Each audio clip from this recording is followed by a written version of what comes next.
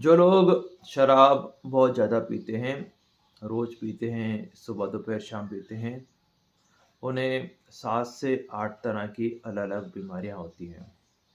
और जो लोग कभी-कभार पीते हैं, एक्सपेरिमेंटल तरीके से पीते हैं, उनको बीमारियाँ होने की संभावना शराब से जुड़े वाली कम होती है। तो जब तक हम ज़्यादा शराब पीने वालों को, यानी जिनको शराब की लत है, उनको ये नहीं मानेंगे कि वो मरीज़ हैं, तब तक हमें उनको शराब की लत से निकालना मुश्किल रहता है, यानी शराब छुड़वाना मुश्किल रहता है। तो हमें ये मानना होगा कि जो लोग शराब बहुत ज़्यादा पी रहे हैं, उनको कई तरह की बीमारी हैं और उन्हें इनके इलाज की ज़रूरत होती है। शराब पीने वाले को मरीज मानना बहुत बहुत बहुत ज़रूरी होता है।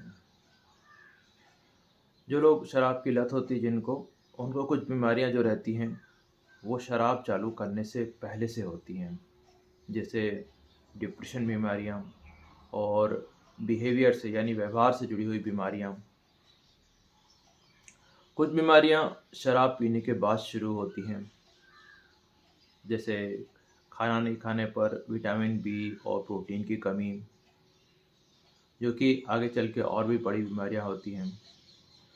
और जब व्यक्ति 10-12 साल तक लगातार शराब पी रहे होते हैं, तो उनकी किडनी और लीवर में जो डैमेज होता है, उससे जुड़ी बीमारियां।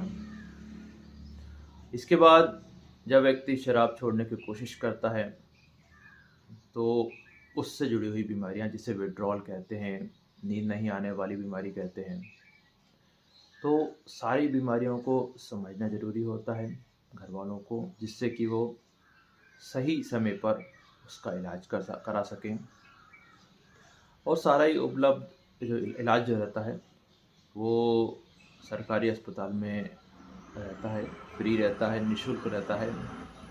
बस हमें थोड़ी सी कोशिश करना रहती है और नियमित उनका इलाज कराना रहता है। ध्यान रखिए, शराब की लत जिनको है उन्हें कई बीमारियां होती हैं और कुछ कम रहती हैं, कुछ ज़्यादा रहती हैं, और किसको कौन सी बीमारी है वो जानना ज़रूरी होता है, उसको नापना ज़रूरी होता है और उसका इलाज करना ज़रूरी होता है। तो ध्यान रखिए, शराब अगर हमें किसी की छुड़वाना है, कम करवाना है, तो इन बीमारियों का इलाज कराना बहुत ज़रूरी है। इन बीमारियों का इलाज कराएंगे तो ही हम किसी व्यक्ति को शराब से छुड़वा सकते हैं। Thank you very much.